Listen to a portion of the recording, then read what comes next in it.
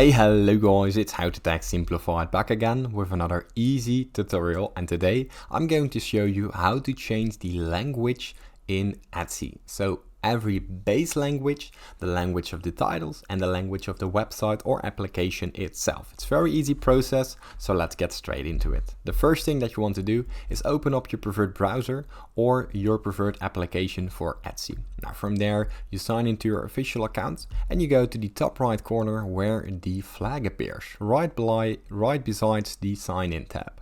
Simply press it, and here you can change the language to whatever you want in the drop down menu.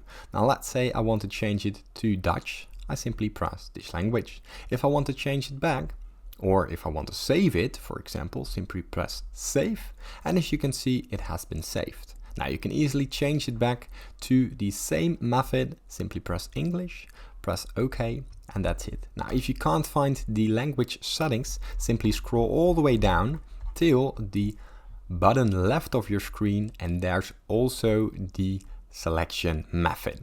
Now if this tutorial was helpful, please consider subscribing to my YouTube channel. This helps me out a lot, and thank you for watching.